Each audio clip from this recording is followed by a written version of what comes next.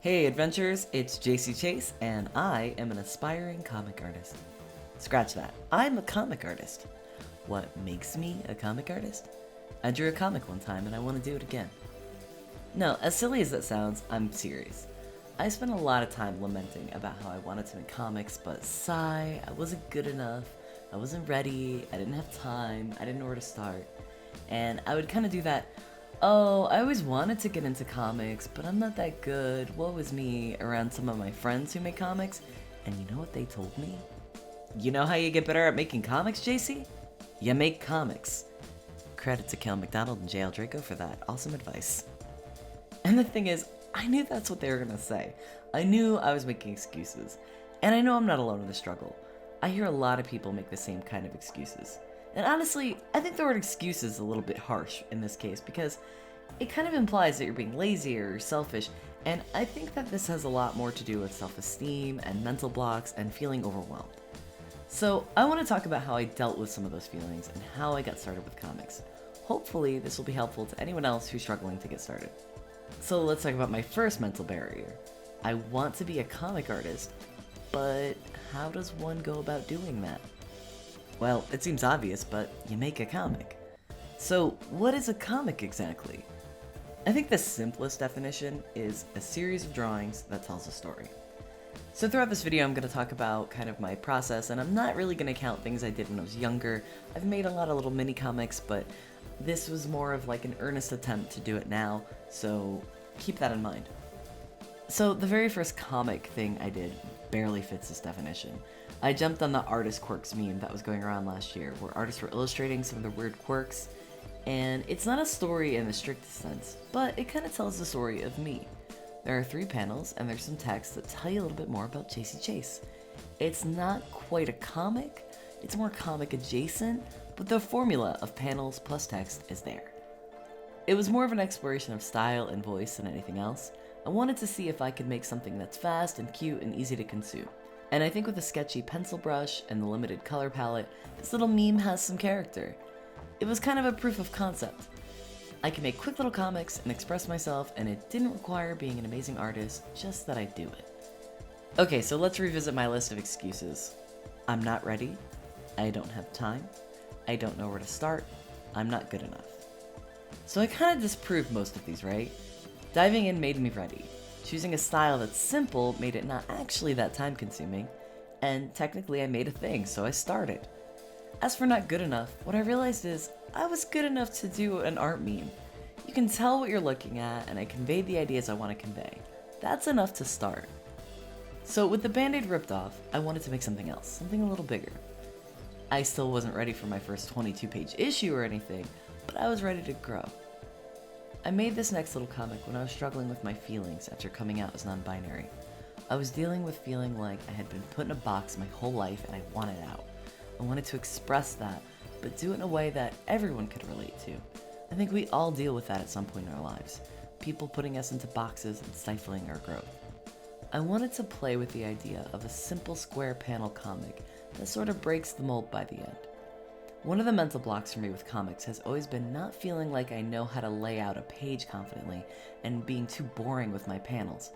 But honestly, not every comic calls for a really dynamic page layout. Sometimes less is more. So, okay, I made some comics. Technically, I'm a comic artist. I started.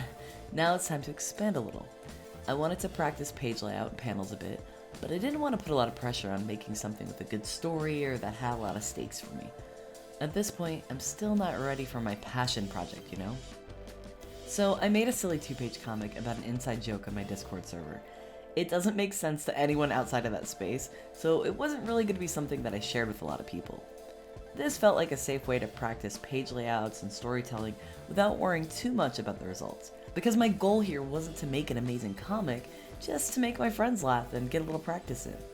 Now to be clear, these aren't my very first comics I've ever drawn. I doodled a few as a kid, and right after college I started working on a 15-page comic that I was going to submit to a contest. I only got 4 pages of it finished before abandoning it, but looking back, I actually had a lot of potential.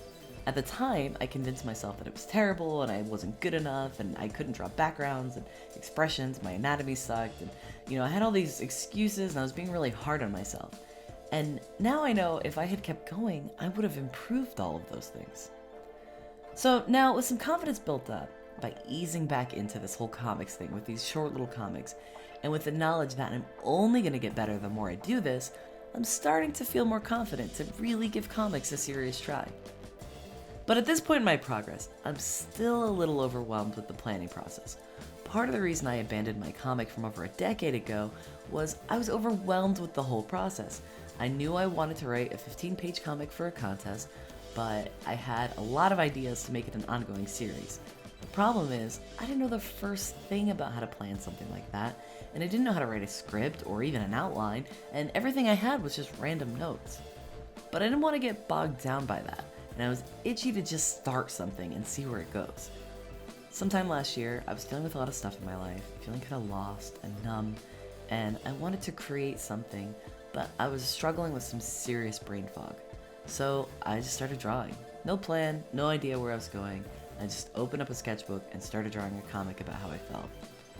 At this point, I also wanted to practice drawing backgrounds in a comic, but I didn't want to get into something too outside my comfort zone. So I purposely kept them kind of minimal and drew stuff that I had drawn before. I got about 2 pages in before I hit a wall and I didn't know where it was going. But I just kind of kept it on the back burner, and sometimes the next part would sort of come to me when I was laying down to go to sleep or in the shower, and I kept the whole process very loose and organic. And honestly, I wouldn't recommend this method for most projects, especially anything with, a plot and character development, stuff like that. But if you want to just explore comics and practice, it's a great way to dive in and get started. The problem, of course, is if you end up making something you want to finish, you're probably going to have to redraw it, make edits, but honestly, that can happen no matter how much you plan, so I wouldn't sweat it too much in the beginning, just start. Rewrites and edits are a normal part of any creative process. Eventually, you'll get better at planning and streamline your process more, but don't get down on yourself if that happens. And that's honestly more reason to get started now. I was naively waiting until I felt like I could dive in and make a perfect comic, but take it from me, if that's what you're waiting for, you'll be waiting forever. Even if you spend a ton of time sharpening all of the skills that will help you make comics, like drawing backgrounds, writing scripts, storyboarding, you're still gonna need practice putting all those things together. So that's where I'm currently at with comics. I'd love to make a full 22-page issue, an ongoing series, really get into comics in a deep way, but for now, I'm really proud of what I've accomplished so far. And I actually finished this little freeform comic, and with some tweaking, turned it into an 8-page comic that I'm really proud of. I submitted it to Oneshi Press's printed comic and art anthology, and I got accepted. And now it's a thing you can buy. There's a link in the description where you can order Oneshi Press Anthology number 8, which features my comic as well as comics from a bunch of other creators. I'm so proud to have my work featured among such amazingly talented artists, and I'm really excited because this is my first ever published comic. Oh, and in a fun coincidence, fellow Venture crew members Kael and Eldkrind also have comics out right now. Kael just released the first issue of his comic Vigilante 2890, which is a cyberpunk, post-apocalyptic Eldritch heist comic. And you can try before you buy and download the first 10 pages for free to get a feel for the comic. There's a link to that in the description. And like I said, Eldkrind also has a comic for sale. You can pick up a digital copy for $5 on Gumroad. His comic is called Date, and it's an adorable comic about 2 gay dudes, created by 2 gay dudes, Eld and his friend Nate. Anyway, I hope this video was helpful to anyone else who's having a hard time getting out of their own head and getting started. Honestly, my biggest issue was getting out of my own way and just starting. By the way, I have my own YouTube channel where I make art tutorials, I talk about mental health, LGBTQ+ topics. There is a link to my channel in the description if you want to check that out. And finally, if you want to talk about art, comics, writing, or anything else with me and the other Venture crew members, please join our Discord server. There's a link in the description below, and we'll see you there.